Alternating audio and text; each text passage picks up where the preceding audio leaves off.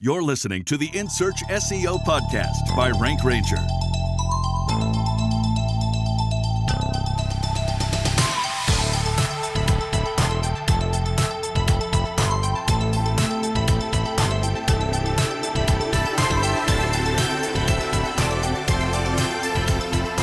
That's right. You are listening to the In Search SEO podcast, the podcast that paints a town red with succulent search marketing insights. Reach for your wallet. We're talking to a legal expert, a digital marketing legal expert. Stephen Long of Precision Legal Marketing joins us to talk about SMBs and the right metrics to measure success, and a little bit on local content as well. So we're going to get into what metrics should local and non-local sites be paying attention to measure performance, and what should they not be? How to handle a jaded new client who's been fed marginal and meaningless metrics in the past, and crafting content for very niche, locally based industries. But first, Google's got a product problem. Why free listings on the shopping SERP are going to put Google between a rock and a hard place. I am your host, Mordy Oberstein, and I am joined by she, who is about as lively as an over-microwave potato, Sapir Carabello.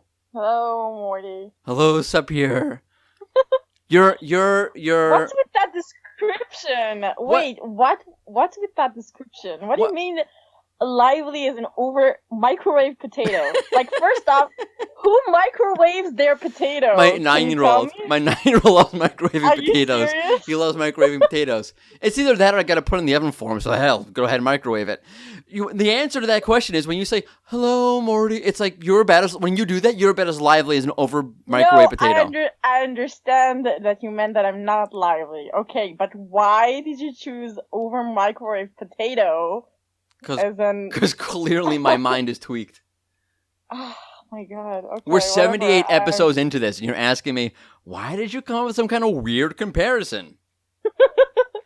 I know. I don't know when to give up. I keep trying. Clearly, because you come back every single week, which we appreciate. We do love you, Sapir. Thanks, Morty. You're welcome. Too bad it's not mutual. Oh. So, I have to ask you about, I need your help. Big time. Okay. There's nothing good to watch on Netflix. Oh. There's just nothing. It's just crap after crap. Netflix is, it's jumped the shark. It's just like, they're just producing crap after crap after crap after crap at this point. I'm sorry. The Netflix era is over. Yeah, no, I don't know about that. I think it's just a dry period. I don't know. I mean, there was Narcos Mexico Season 2. That was excellent. Then, I don't know why I watched this. Because I watched the first 3 seasons. That's why I watched this. 13 Reasons Why Season 4. Horrible. The plot didn't make any sense. Like, who's reviewing this crap? I don't know why I watched it. Don't judge me by watching that. I don't know why I watched that. And there's nothing else. Clearly, you have no life. I do have a life. It's like 10 o'clock at night, 11 o'clock at night. And they're like, on what? I gotta watch something. Like, now there's Unsolved Mysteries. Great, that's back. That's very original Netflix. Brilliant. Oh, it sucks. This whole crisis, everything, it all sucks. Oh, no. Netflix, you suck now. You're added to my you suck list. Can't stand it. Okay, do not forget we put out a new episode of the In Search SEO podcast each and every Tuesday. You can find it on the Rank Ranger blog. You can find it on Stitcher. You can find it on Spotify. You can find it on SoundCloud. You can subscribe on iTunes, and you may find the podcast wherever great podcasts are found.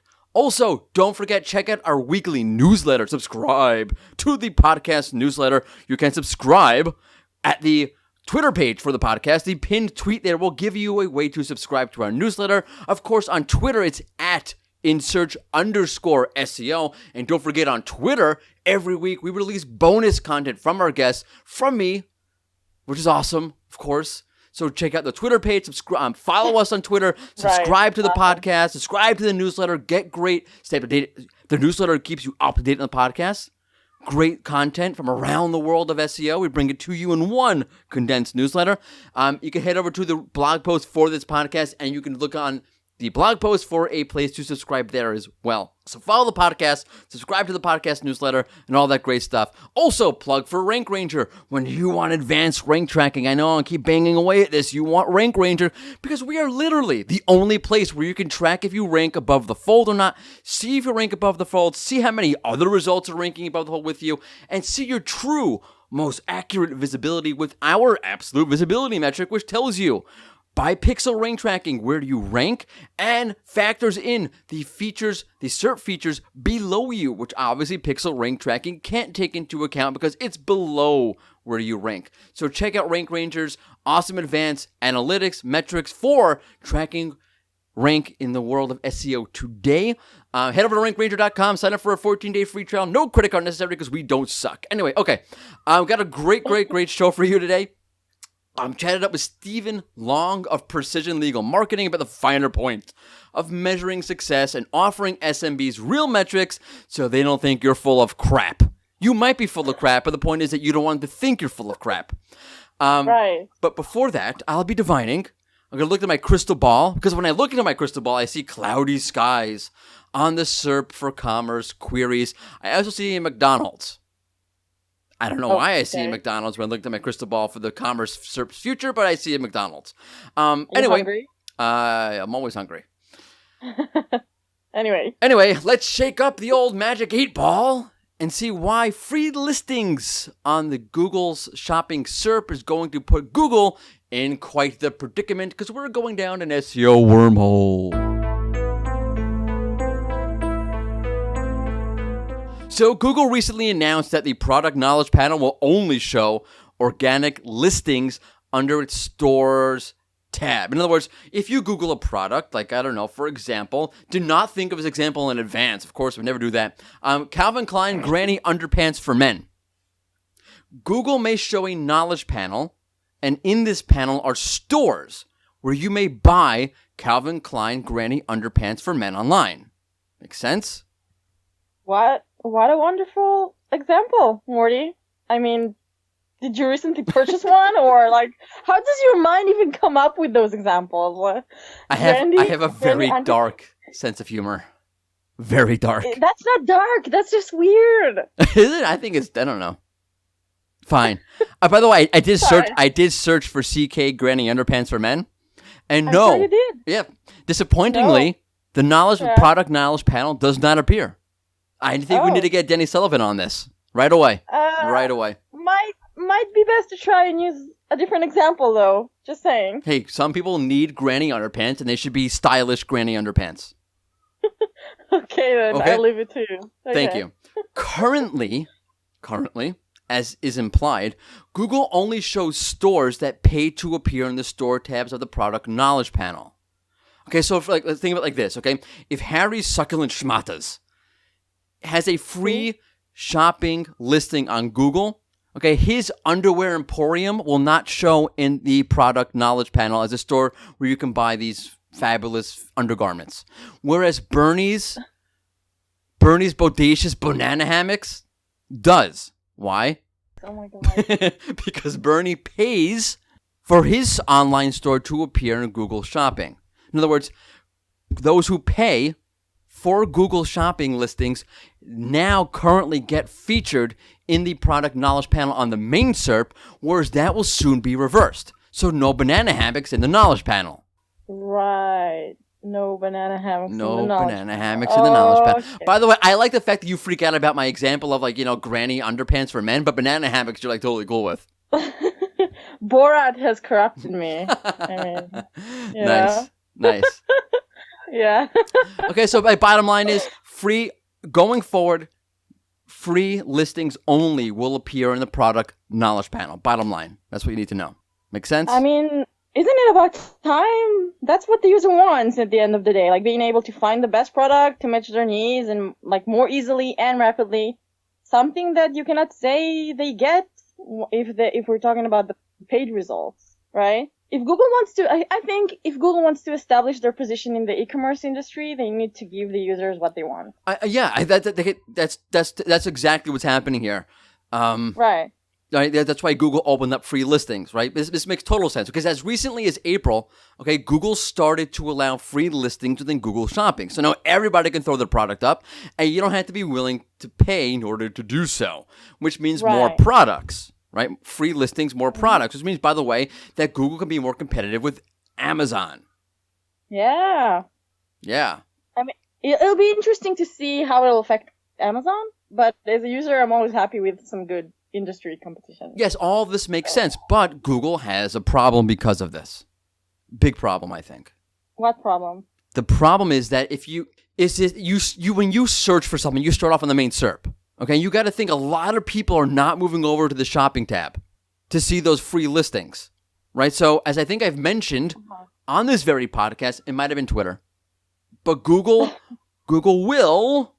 What do you think Google's going to have to do up here? What are they going to have to do if that's the case? Have to show free listings on the main SERP. Bingo! Ding, ding, ding, ding, ding. Right. Winner! Which is what we're seeing here, right? They're saying no more paid listings. We're going to move the organic listings into the knowledge panel for products.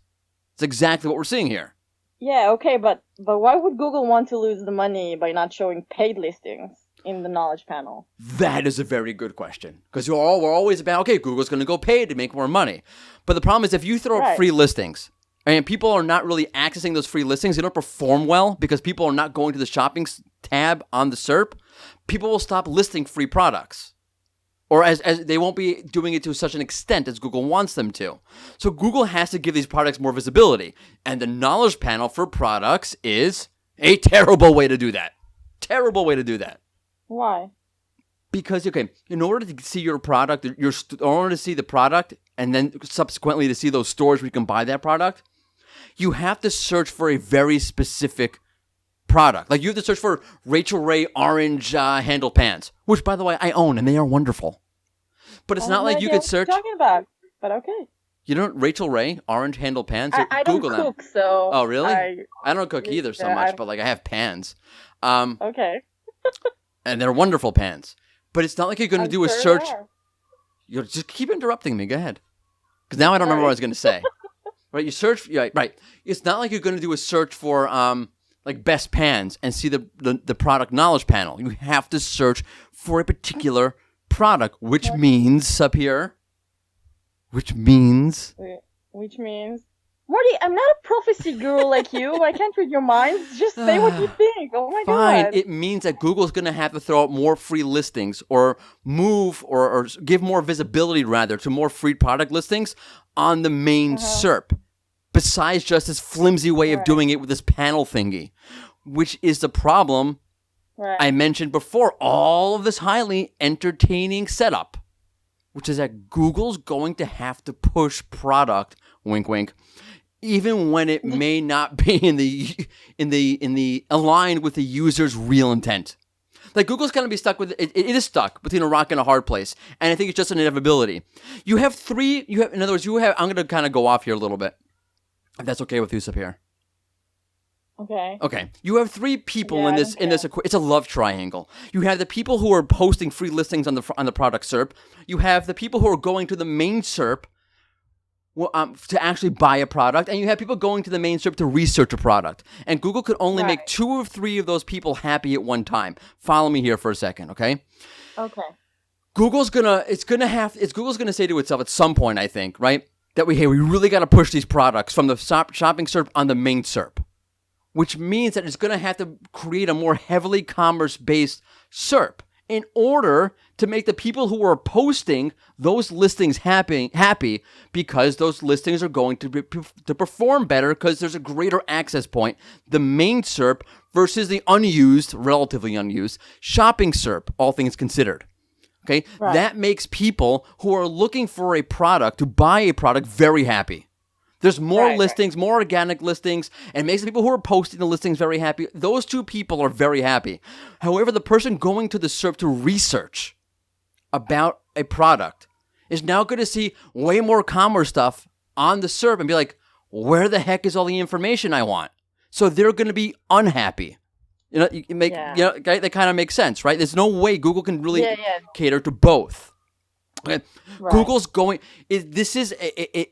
it's an uncommon point, but it's like sort of where It's sort of where Google's quest to make the user happy, right? To do what's best for users, and then doing what's best for Google's bottom line sort of like go into a head-on collision. And usually those two things sort of align to each other. What's better for users is usually what's better for Google's bottom line.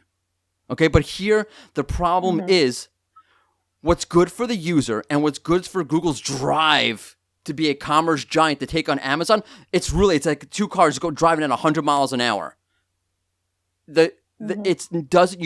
Normally don't see such a stark moment in time where those two things collide, where Google's what's best for users and what's best for Google's bottom line collide. Usually they're very, very much aligned, and here it's not, and it's very stark. Very stark. Right. I gotta breathe for a minute. Yeah, breathe, Mordy, please. Okay. Breathe.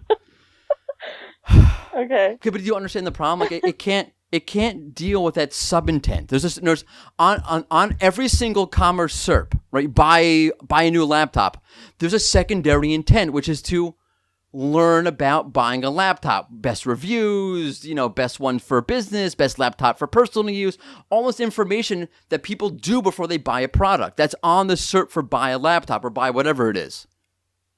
That sub-intent, that secondary intent, Google can't handle as well if it's going to try to put more free product listings on the main SERP to make people who are putting up those free listings on Google Shopping happier because they're performing better.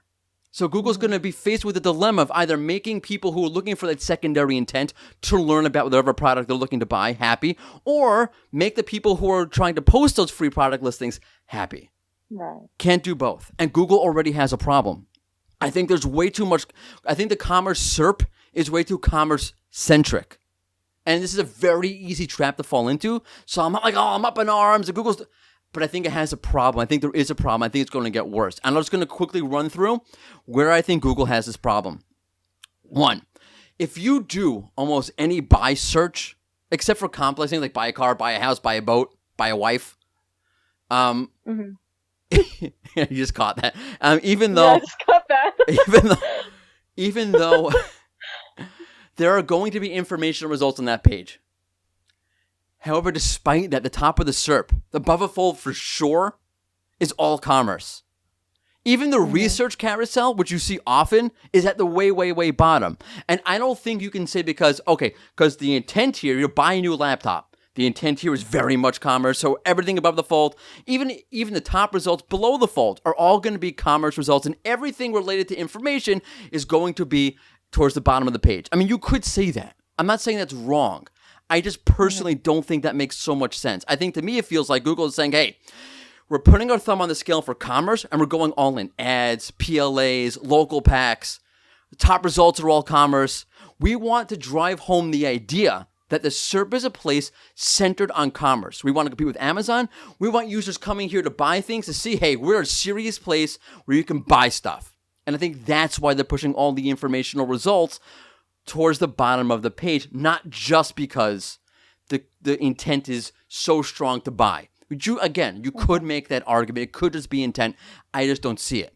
Now, the second issue, where you clearly see the informational search for the informational intent is getting shafted a little bit, is let's say you do I'm trying to think of a good example.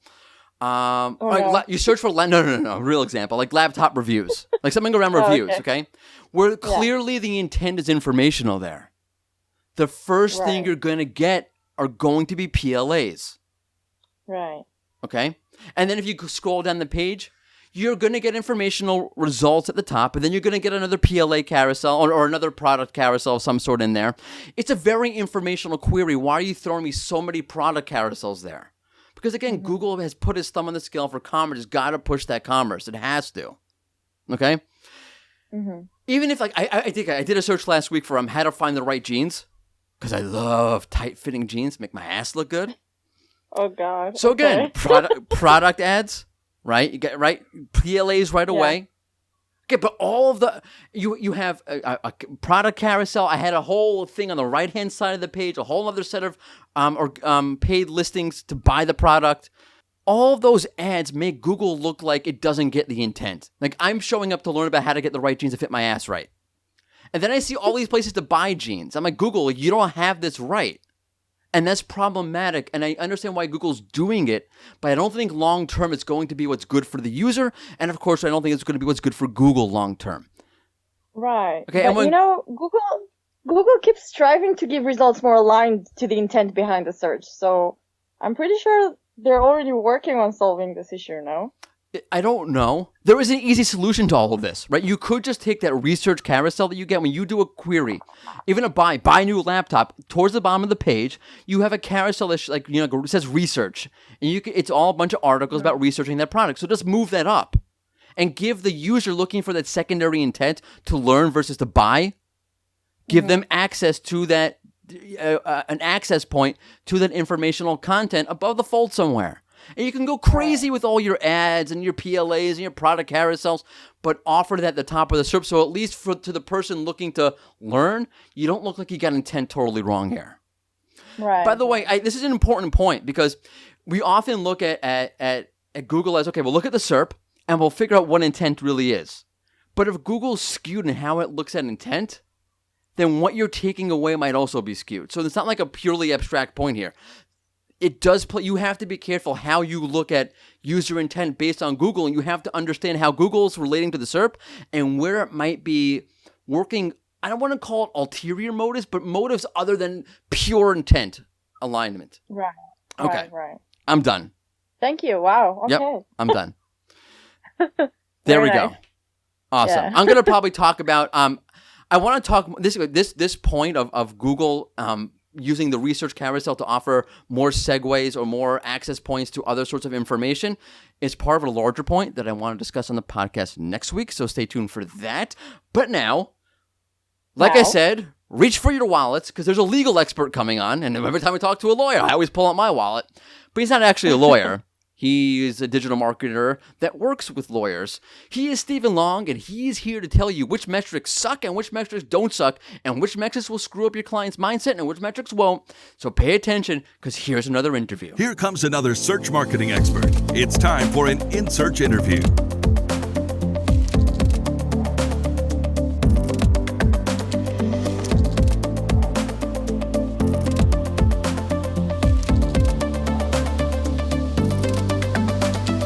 Are listening to another In Search SEO podcast interview. Today we have with us one of the foremost experts on SEO and digital marketing within the law industry.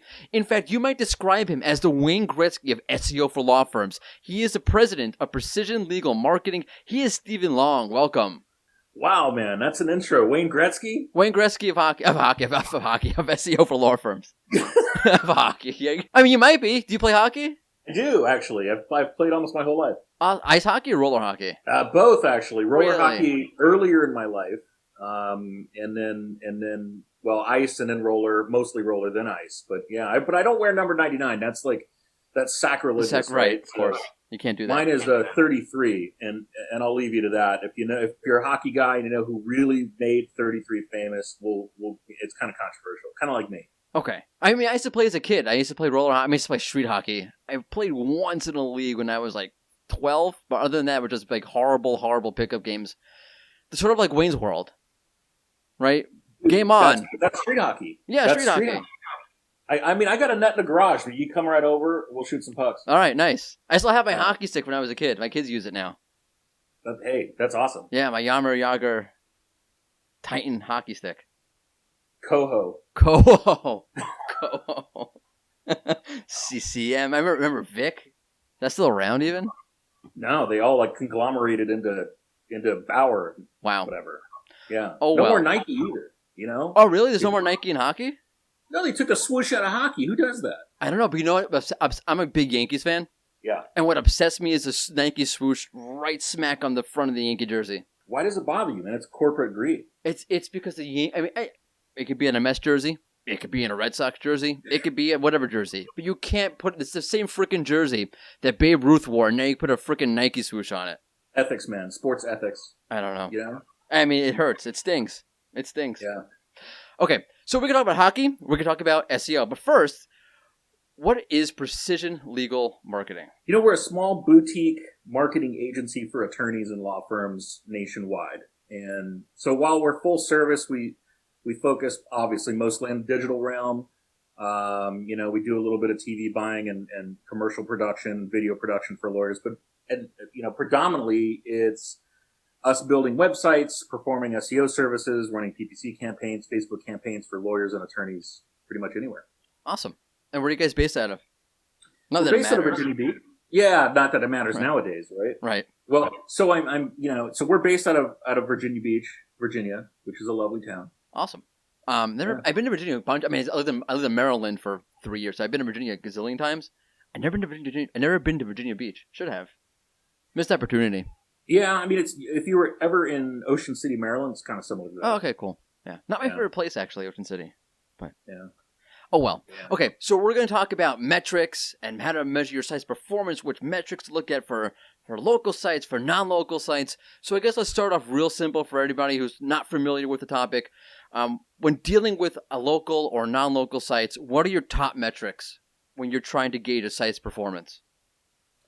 Well, I mean, so for us, it's probably there's a lot of questions you could ask about metrics in general that are a little different for law firms. And so if you're out there running a site for a law firm, you may have noticed some things that are quite a bit different than some of the other sites that you may manage, right? And so one of those things is bounce rate. Bounce rate for law firms is usually between 50 and 70%. And that's like unfiltered, not running a cheesy plugin that lets you artificially lower bounce rates so you can, Right. look really cool to your clients on a report.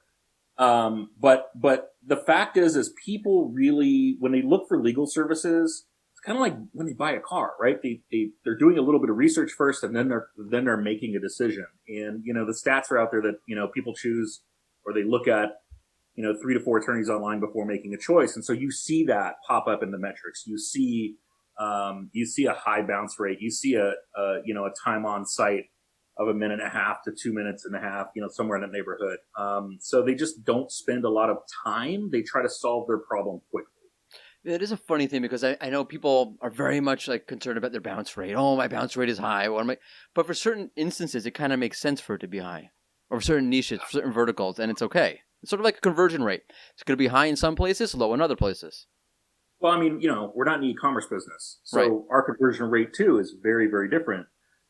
You can obviously, one of the things that's unique about law firms is you can never really go into Google Analytics and set up a conversion goal that has any dollar amount attached to it. And like to a lot of people, that's total foreign concept. You're like, well, how do you measure ROI?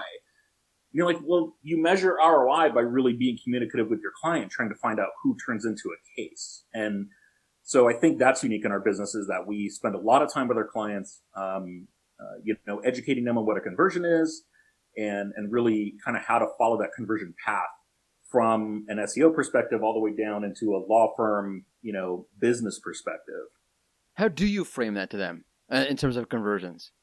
If it's not going to be just Really? pure. Yeah, we when we educate a client about conversions, we start talking to them about on our end, which is the things that we really look at on the front end, which is a phone call, a form fill, meaning a form on a website, and a live chat. We have a live chat service that we deploy, and so those turn into conversions as well. And then you have to kind of take them through. You have to actually figure out on their end how they handle a phone call and a form fill and a live chat. Where does it go? Who gets it? What do they do with it? What do they say to these folks? And so using recorded phone lines is really, really helpful for us, not even in a paid ad scenario, but even just in a regular, site optimization scenario where we're just trying to figure out how they handle on the business end of things, how they handle intake. And that can be very, very difficult for a law firm to get a handle on. So we end up on the phone with the managing partner, who is kind of like the manager of the firm, if you will, talking to them about their staff and having tough conversations about, hey, listen, John, who answered this call here, botched it, man. And that's hard. It's hard.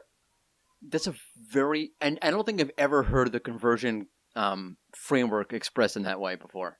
Like really digging into qualifying. Okay, what happens?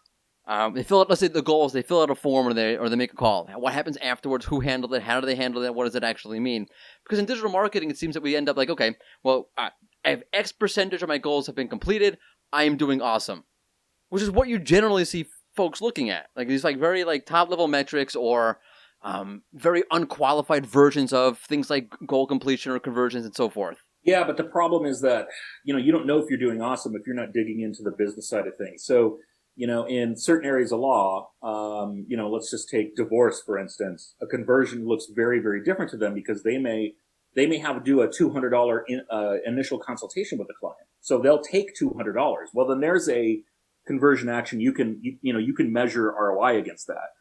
But then what happens from there? Do they turn into a case? Does that turn into a retainer for the firm where they take maybe a $5 or a $10 or $20,000 retainer?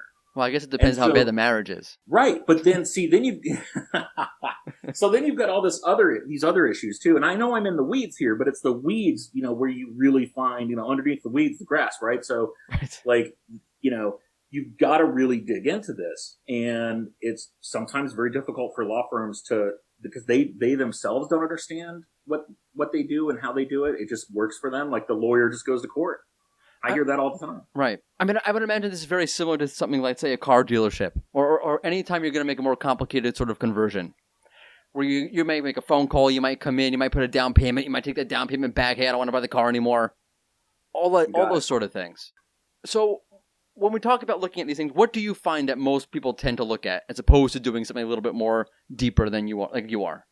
Well, I mean, I think most people tend to look at some of the standard metrics that are out there, and you can glean some insight into performance by looking at, the overall traffic. I mean, there's nothing wrong with overall traffic, and looking at it by a geography and looking at conversions, even if I call them top line conversions, phone calls, form fills, live chat. And obviously over time, if you see an increase in that activity and you're hearing from your client things are going well, then obviously those are valuable metrics. But digging into the data is really where it's at. And, the other thing about law firms is there's only really, there's a whole bunch of long tail keywords, and everybody uses the term long tail keywords, and you can get conversions off long tail. And I don't disagree with that. But in our business, you find that long tail keywords those are the researchers, but when they're ready to buy, when they're ready to look at retaining a law firm, it's the conversions come off the short tail, I need a personal injury attorney. It's those really kind of quintessential, more traditional keywords in the law firm business that convert. That's interesting because we do always talk about long tail keywords. Like for example, I see that they will work very, very well in the health space because whatever topic you're going to talk about, Parkinson's, diabetes, cancer, whatever it is, there are so many variants, so many questions you're going to have. Imagine like a pregnancy. I mean, there's like a million long tail questions people are asking all about whatever. I know because my sister's pregnant. So I actually asked her, like, I want to do some research. Tell me some questions, like really, like some full questions that you would ask. And there are all these crazy things about eating hot dogs with nitrates and blah, blah, blah, blah, blah. So there seems to be a lot of room in a lot of industries for long tail conversions. But it is interesting that in certain verticals, that's not the case. I'm wondering, how do you deal with that, though? Yeah, it's frustrating. You have to follow the path, right? You have to really look at what the user is doing when they convert. And so they may start out looking at an FAQ page and end up on like the actual attorney's page. And that's really interesting because, people in our business, they hire attorneys, not law firms. And you see that in the data, right? You see them going from the divorce page or the injury page or truck accident page, whatever, funneling their way down to maybe an FAQ page and then moving on to the attorney themselves and then picking up the phone. I mean, it's interesting. I mean, and I think it's an important point because I would imagine that for every industry, every local service area business, every time, whether it be cars or whether it be, a retail store or whatever it is going to have a different path. Like, I don't think everything's going to look like a law firm. No, not at all. In fact, I think a law firm can be somewhat unique. I mean, when's the last time you looked up a restaurant and I guess maybe in New York City, if you're going to a Michelin star restaurant, you're going to look at the chef. But other than that, you're looking at their menu. Exactly. Right. That's a good point.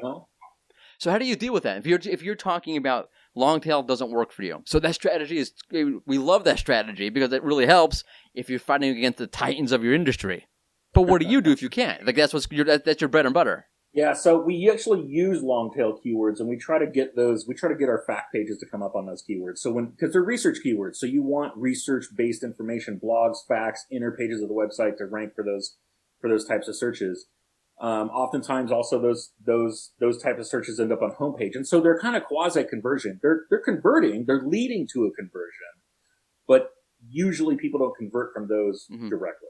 So you really have to think about like how you sort of like reel in the. It's like a fish. To use a horrible expression. I wouldn't call your consumers fishes, but I guess that's what it's like. It is. Yeah. I'm wondering, so you're diving in deep. You're really thinking about your process. I mean, it sounds like you have a very, very complex view of how understanding where the user's coming from, what they're looking at, how they end up at a conversion. It doesn't sound like most people do this. Really? That's weird. No, come on. I mean, traffic. I have traffic coming in. Who cares? Forget traffic. I'm ranking well. Doesn't matter. Doesn't matter. I mean, rank is a joke. I remember, during the height of the COVID-19 crisis, I was looking at some travel keywords, and all these sites are ranking number one for keywords that no one is entering into Google. Where are you traveling to? What hotel are you booking? We saw the same thing. What do I do? How does my ex? How can my ex sue me during COVID-19? How can I file a lawsuit? No, I swear to God, that's awesome. New York City was locked down. I mean, completely locked up. People shut into their apartments, right? And so, like, if you had a first responder, like a nurse, who was going to work, coming home every day, and had full custody of their child, and their ex-husband wanted custody, well, how do you deal with that? And so the ex-husband. Ironically, that's a question I thought, because my wife is a nurse and I'm from a divorced family. So I'm like, how does that actually play out? And thousands of people, if not hundreds of thousands of people, are wondering the same thing nationwide. Oh, that must be side point, that must be a horrible situation to have to deal with. Yeah, but we saw it showing up in conversions. I mean, people were asking general questions of the firm that had never been asked before, in this case, and other firms like them in different regions of the country. We saw it repetitively. Right. Where we published COVID-19 content, we won. We won. We had folks coming in looking for information and then retain the firm later, and that's what we're supposed to be doing. No, that's here, good not stuff. Just traffic. I mean, you've got to react, right? Yeah. So. I mean, but it's funny because people will focus on traffic, and there's two different types of traffic. There's traffic that's meaningful, and there's traffic that's traffic. I remember I had a page. I don't remember the exact details at this point, but it was some random website. Some random big website was linking to something that I wrote. And I was getting a ton of traffic for it. But it was worthless. It had nothing to do with me. I don't even know why they linked to it. It was like very random. So you can have traffic and it can mean nothing. You can have conversions and they mean nothing. See, you got to remember, we're in the law firm business, and salespeople prey on this business, Morty. They prey on because their perception are not necessarily wrong. But their perception is out there that they have the money to spend and will spend it. And so salespeople go to where, if you're fishing, where do you go? You go to where most of the fish are, right? I go to the supermarket. Yeah. Well, you and me do, because I don't fish. I just, I don't. But anyway, I'm not begrudging people who fish. But but in any case, this business is really preyed on. And so you've got a lot of bad actors out there that prey relentlessly on lawyers and law firms. And, for instance, as an example, I mean, I can't tell you how often I've seen links built for lawyers on boating websites and out of the country, obviously, websites that are they have nothing to do with a lawyer, nothing. Right. This happens to a lot of local businesses. It does. And it's super frustrating. I wish it wasn't the case. So what happens at a certain point, the client's going to catch on to that, right? Like you built me all these links, I paid all this money, and nothing's happening. So you can use BS metrics. You can fluff your way through everything, but at a certain point, you're going to have to deal with reality. Like the client's actual revenue hasn't spiked. Nothing happened. So why are they paying you? Pretty much. I mean, right? Exactly. Yeah, but it's really difficult. Like I can't tell you how many situations I've been in where we'll get called in to consult, and it's it's the same old thing. It's, hey, please, we're looking for an SEO agency. Can you give us a top down analysis of what we have?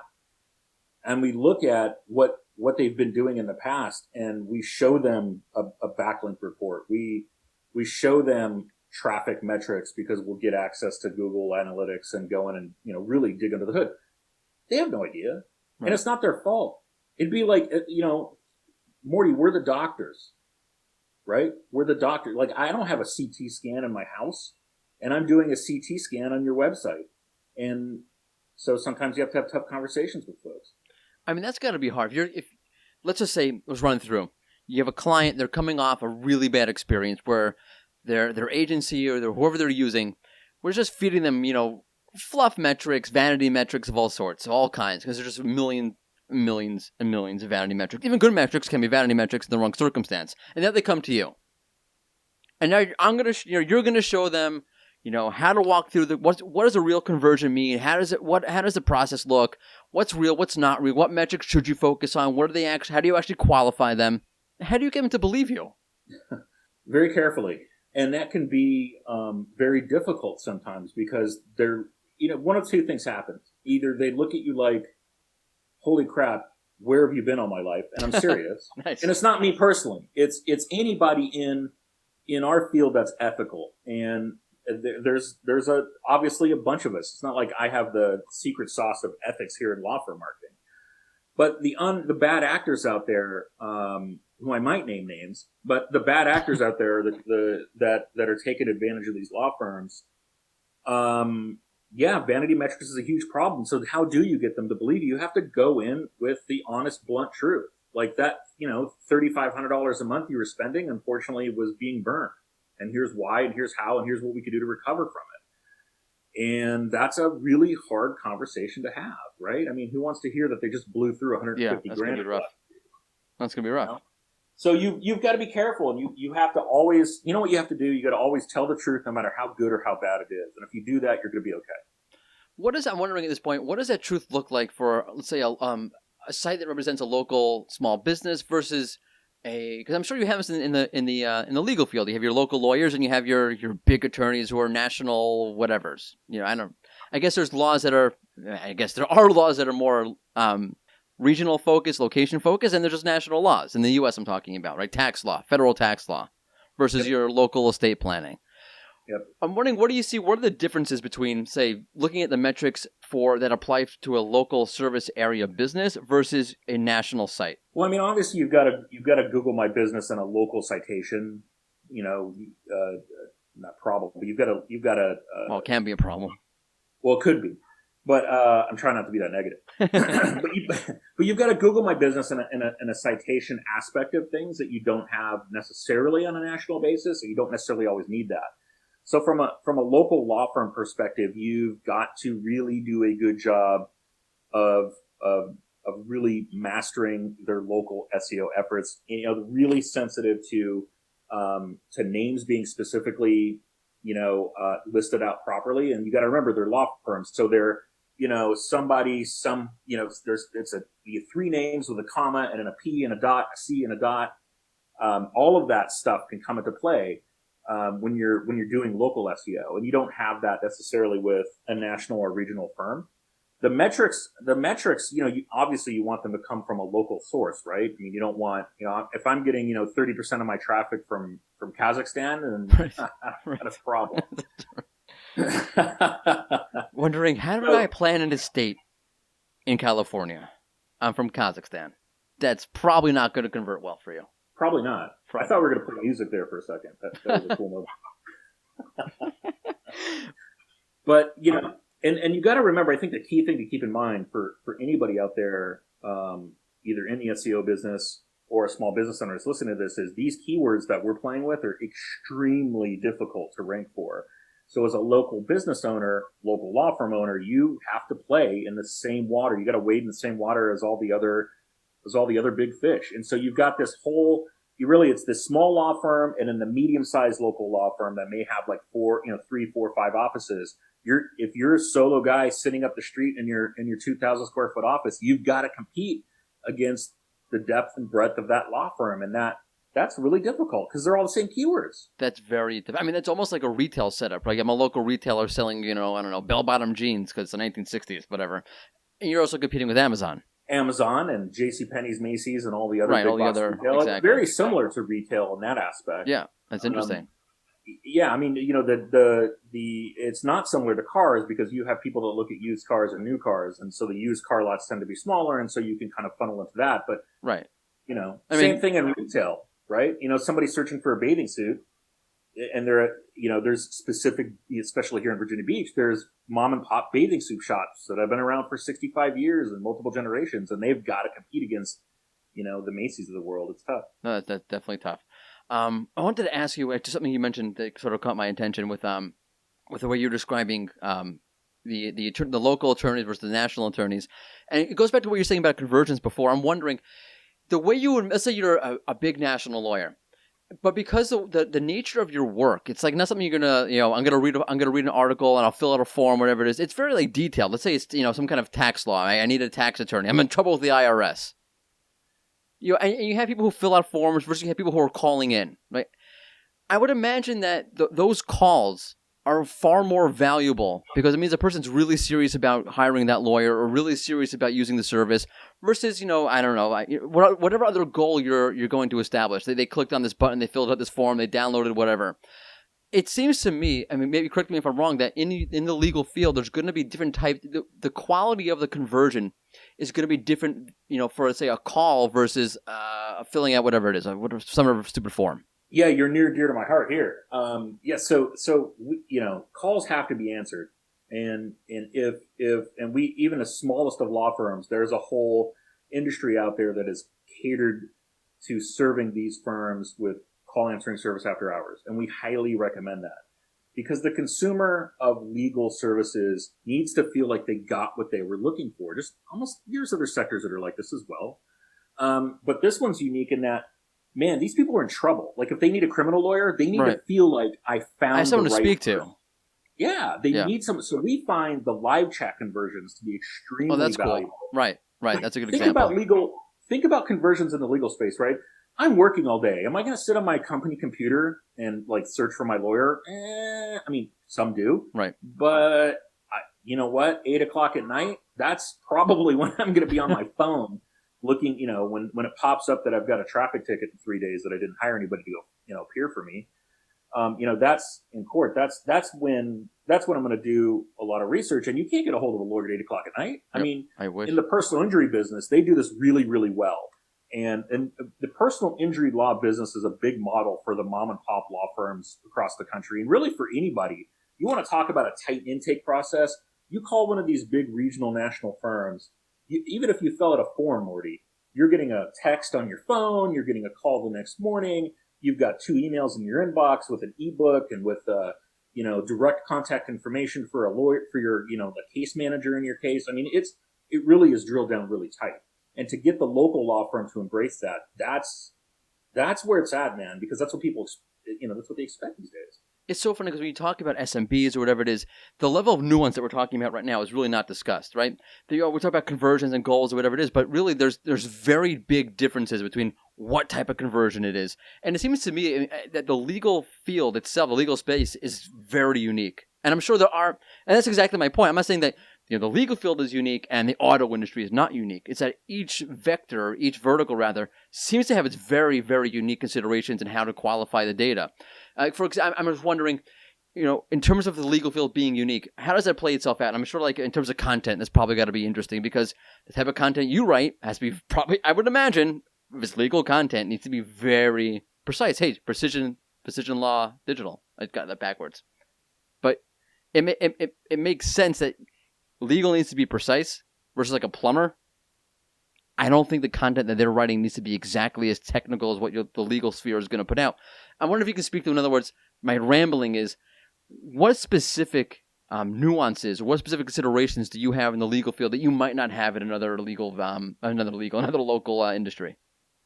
Yeah, I think that really does separate. There is some separation there between other spaces. The obvious alignment to that would be chiropractors, any kind of doctor, any real, any accountants, any professional type services that have a large amount of regulation behind them, that are watching what they put out on the internet, and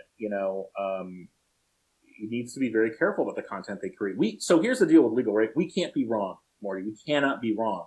If we are legally wrong in let's just say a blog, we write a blog about, the top 5 things to do after a DUI, and you write that blog and you get it wrong because maybe they're in Arkansas and your writer is located in Virginia. Well, guess what? your writer has to figure out what the local laws and statutes are in Arkansas, and they can't screw it up. So like what we do is we employ attorneys. We employ attorneys to write our content. We just said we don't want to be liable. You're almost like a health site, which is funny because first off, you are a YMYL site. You are your money, your life industry. Yep, for sure. It's just funny because you don't normally think about it like that because hey, health, finance, those are, I understand like the immediate loss if I get health information wrong, get finance information wrong. But it's almost because of, and this is my personal bias, because of TV lawyers, because of Judge Judy, because of the personal injury laws you see during The Price is Right in the middle of the day, you almost tend not to think of the legal sphere as like this super authoritative YMYL space that's very much parallel to the health sphere. Absolutely. And even those nationwide, what are called tort lawyers, if you will, or class action lawsuits, those guys have to be accurate. In anything they're doing, everything they're saying, go to their websites and read their blogs. They're very authoritative. They have to be. And it comes down to that trust factor. Like when we take over a project from another vendor, there's, not every vendor uses attorneys to write content. So it's riddled with, you hear this a lot. Yeah, I was getting blogs sent to me, but man, they were terrible. Like it's legal inaccuracies and just, and I'm like, what do you mean they were terrible? I mean, were they not readable? Oh no, they were readable, but it legally, factually, they were wrong. So I had to make a bunch of corrections all the time. That's not good. And you got to remember, man, like this, okay, so in law school, you do two things. You research and you write, right? So these guys, usually these folks are, even if they hate it, they're good writers. Usually they're good writers. Even if they're good, they're probably better legal writers, legal content writers than they would be, just normal like marketing writers. Write a romance novel. Right. but they know what to look for. And so if you send them a blog and it's got factual legal information that's wrong. Oh, I'm sure they're going to tear it apart. That's what lawyers are good at. Yeah, but so the opposite side of that is you send them a blog that's written in plain English and you get it back and you're like, well, this is terrible. And you have to, again, it's the education thing. You're like, look, you need to be writing for your audience. Like, right. No, I mean, Google said that during COVID-19, like you should not be writing highly technical health content. You should write content that people can digest, the average person can digest. But to sort of bring this, full circle, that all speaks to, making sure that you have the right metrics in front of you, the right qualifications of those metrics, so that when you speak to your client or when you're working with a client, you can develop a real understanding of what's working, what's not working, what you should be looking at, what you should not be looking at. Like I would imagine the number of blog posts we have is not a great metric to look at versus the number of highly authoritative, precise blog posts that we have produced. Might be only one versus 100 crappy ones that you've produced, but it doesn't matter. If it's wrong and it's not accurate, you're only going to hurt yourself. Yeah, well, what's tough about blogging, right, is how many ways can you say the same thing? 4 million. Like, you're a marketer. I could say it in a million different ways. Yeah, but then you run out of a million. Trust me. True. The top 5 things to do after an auto accident. Yeah, try to write that blog and make it unique. Right, but that's what I mean. Like you can write that blog post and you can bring in a ton of traffic. But if it's not really high authoritative content, you're not really going to say, wow, this lawyer, I got to hire them. Like this was a very informative post. They know exactly what they're talking about. If you're just going to give me 5 tips to get out of your DOI and just write fluff, I'm not going to hire you. Yeah, I mean, well, that's, and you don't see that a lot, right? It's more of like, how much of that content can you really get to rank on decent keywords and get traffic from? And when you write a post and you see it ranking, and it's bringing in conversions, that's maybe 1 in 5, 1 in 10. It just, interesting. Again, these are very competitive keywords. So again, like it comes back to like each niche, each vertical, each industry has their own target lines of what success looks like and doesn't look like. That's right. And that's kind of one of the reasons I was really excited to talk to you is that, because I know, we run into this where an agency may have 2 law firms on their roster and they've got 200 clients, 300 clients. And so, and maybe they're listening and maybe they can glean some information from this, but this vertical is very, very sensitive and it's very unique in many, many ways. And there's others that are the same, but, right. Yeah, but this one in particular. I would imagine there are a lot of local verticals that this is really the point of this interview. There are probably a lot of local verticals that the people doing the digital marketing or the SEO are just treating it like you're run-of-the-mill plumber, you're run-of-the-mill electrician, and that's what local SEO looks like, and that's what looking at metrics looks like, and that's what conversions look like. But it's really not. You have some very, very specific verticals. I mean, there's obviously we're talking about the legal vertical, But I'm sure there's many, many, many, many others where you can't run those run-of-the-mill metrics or that run-of-the-mill outlook and really walk away with anything substantial. Absolutely agree. So Absolutely. with this, I have a fun little game that I play with all my guests. It's called Optimize It or Disavow It. And it's where after you give me all these amazing insights, I try to corner you and make you feel a little bit uncomfortable. So I'm going to give you two options. And either they're two really good options and you're stuck choosing one good option over another good option, or two really bad options. And in which case you're stuck choosing one bad option over another bad option, and that, of course, is uncomfortable. This is then the Stephen Long version of Optimize It or Disavow It.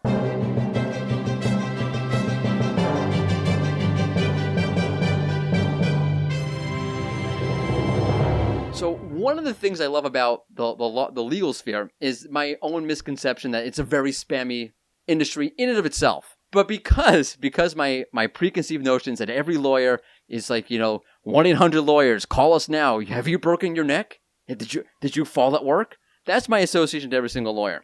So that brings me to high conversions with a spammy business listing name, or lower conversions but a legitimate name being used in the Google My Business listing.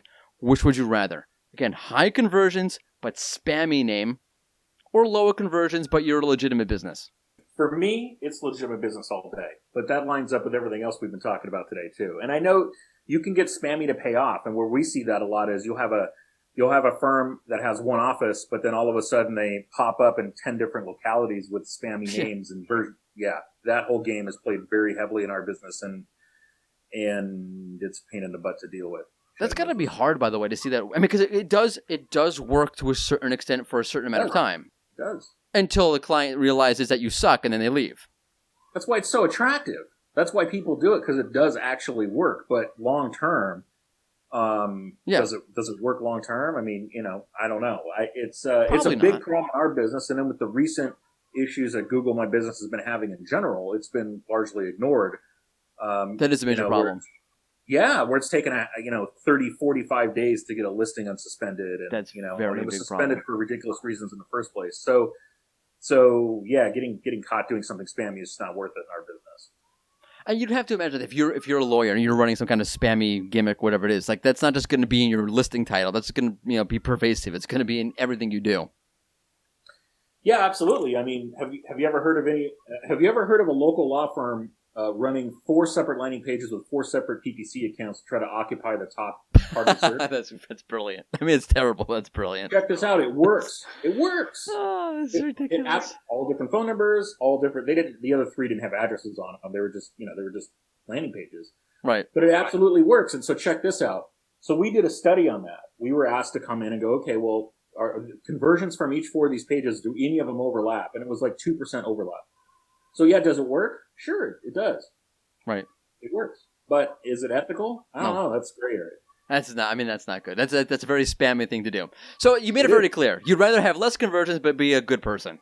I'm into the good person because unfortunately we see too much stuff out there that's not good. So I mean, look, long term you're not going to win if you're going to be spammy. It's going to catch up to you. Yeah, and then but it works. So it's this dichotomy. That's right. That makes it a hard question. But you can't do it. It's you gotta look in the mirror. You gotta be. I mean, yeah, right. You have to wake up in the morning and go, "Oh, did I just do that?" Morty, I'm ugly enough. Like actually.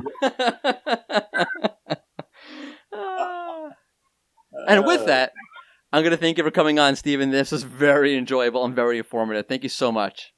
Thank you, Morty. I appreciate it. Thanks for having me. Absolutely my pleasure. Take care. You too. And we are back to your regularly scheduled In Search SEO podcast. SEO podcast. I don't know why I started doing that, but I started to do that. That was weird. Hey. Okay. Takes one to know one. I know you are, but what am I? I have no retribution for that. You're a weirdo, Sapir. Am I? Yep. Clearly. Okay. Yep. Just thought I would just put that out there. Okay. Thank you, Morty. And now. Oh, right. I'm sorry. I lost my train of thought. And now it's time for the news. So, Sapir, would you please hit it with the news?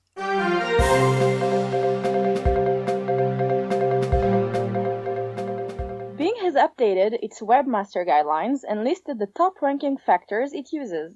They are relevance, quality and credibility, user engagement, freshness, location, and page load time. Right. So this is interesting. They use user behavior metrics, whereas Google doesn't. For those of the people out there who are against the idea of Google, or who are against the idea of using these metrics and who agree with Google they don't use these user behavior metrics, that could be why Bing sucks. Right. That's a good argument for you. I mean, that's probably bigger than that, but yeah, absolutely. Moving on. Shopping ads on the desktop SERP will no longer show with the sponsored label, as Google has aligned desktop with mobile by showing the ads under a label that reads ad. So I know we freak out every time Google changes an ad label. Like, oh, they must be doing this to make it harder to see and get more money. But in this case, I think it makes like the grade scaled sponsor label was hard to see, very ambiguous. Like, what is sponsored exactly? Hey, it's a freaking ad. So Google's now saying it's a freaking ad. It would be better if Google put a label there that said, "This is a freaking ad," and then it blinked. This is a freaking ad, you freaking moron. Exact same phrase. Yep. That is a freaking ad. Yeah, this is a freaking ad. Right. Okay. Freak. Moving on. Shut up. I wasn't talking to you, but wow, self-conscious. Go ahead, moving on. God help me. Okay. A study from Proficient Digital says that voice search is not growing. Usage of voice devices has leveled off. Yeah, I've again talking about this on this podcast for a while at this point. Voice search, when you're still using it to try to trick the voice device into getting the wrong answer, like, hey, who's using it? Do you even? I don't even use it. I never use it. Right. No, there are people who use it. I know in the SEO industry we all use it because, hey, except for me, because, hey, like, we have to use it because it's the newest thing, but no one really uses it. Clearly, as the study shows. Right. Okay, moving on. The test program that puts ads in your local panel is back. Ads are being shown in local panels and businesses cannot opt out. Right. So if you're, let's say you're a restaurant, you're Mordy's Marvelous Hamburgers. Because I make marvelous hamburgers. I used to have a hamburger named after me when we used to tailgate every Sunday at my uncle's house for the Steeler games. It was called a Mort Burger. Anyway. Yeah, they're very good. So if you have this restaurant, Mordy's Marvelous Hamburgers. So now let's say like one of these delivery services, which I can't think of one on the top of my head. Come on, Morty. DoorDash. They can throw an ad in there saying, order from Mordy's Marvelous Hamburgers through DoorDash. Which then I don't like it. Because you're using GMB, you're setting up this local panel, you're putting in all this input, you're creating a property for yourself, and then Google's throwing an ad in that kind of costs you money in the end, in this particular case. It just it rubs me the wrong way. Okay. Thank you, Morty. Yeah, okay. Lastly, Google may be causing inflated abandoned cart metrics. According to a Wall Street Journal report, Googlebot can add products to a cart, but of course abandons them, meaning some of your abandoned carts might actually be Google. Yeah, so there's this notorious cart abandoner, John Smith. Turns out it's Google. So if you see cart abandoned by John Smith, it's Google. Right, but, it's Google. Yeah, but okay, before everyone freaks out, the reason why Google's doing this is because of all of you jerk faces out there who put a lower price on the actual page, and then when you add it to the cart, it's a higher price. So Google's checking to see that the price you list and the price that's put there once you add the item to the cart are the same. Mm-hmm. So I blame not Google, I blame people for this problem. Right. I blame people. Most of the things in my life that are annoying, I blame people for. Well, it makes sense, yeah. Yeah, that and a pangolin and a bat, but yeah, and people. Okay. Okay. Thank you for the news up here. Is that it? Oh, I'm sorry. Yeah, that was all I had on my list. Okay. Thank you for the news up here. That was inspiring. Yeah. Yeah. Sure. See, as lively as a microwave potato. Over microwave potato. Just confirming my analysis. With that brings us to the overbaked microwave potato's favorite segment, the fun SEO send-off question. So for someone as lively as an over microwave potato, I'll get it right. You do have good questions for this segment. You are on a roll. Am I? Yep. Thanks. All right. I just do the bare minimum. But okay. Okay, this week we're asking, what was Google's dream job as a kid? Stripper. What? Anyways, my answer, I would say search engine, and then Wow, that's creative. The dream. Wow, Yeah. they're living the dream, huh? Exactly. Okay. Yeah. Yep. The first kid to actually, Yeah, I was gonna say like either a lumberjack. Lumberjack. Yeah. Why? I don't know. Why not? That's a cool job. I mean, yeah, sure, but Is that still a job? There's still lumberjacks out there? probably. Like who? Yeah, I guess. I mean, someone's got to cut down all the trees in the world to screw the whole world up, right? And also to make furniture. To make furniture. Okay. Out of why? wood. Oh no, I'm talking about the lumberjack. Oh, okay. Yeah, I've completely We're lost still you. with the lumberjack. Also, Oh, okay. Google's other dream job as a kid was a garbage person, Oh, garbage collector. Okay. Yeah, cause and Okay. that's why it's so good at taking out the spam. Oh, that's good. That's good. Okay. That's Yeah. good. Finally, right? a good answer. Finally, from we you. went from Wow. stripper to lumberjack to trash collector. Right. Save the best for last. Mm-hmm. Thank you so much for your great question this week, Sapir. That'll do it for us in the InSearch SEO podcast. Thank you so much for listening. Tune in next week as Dr. Pete is on the show. Check it out. Look forward, all new next Tuesday. It's the InSearch SEO podcast. It's been in search because we're all in search of good things to watch on Netflix. Toodles!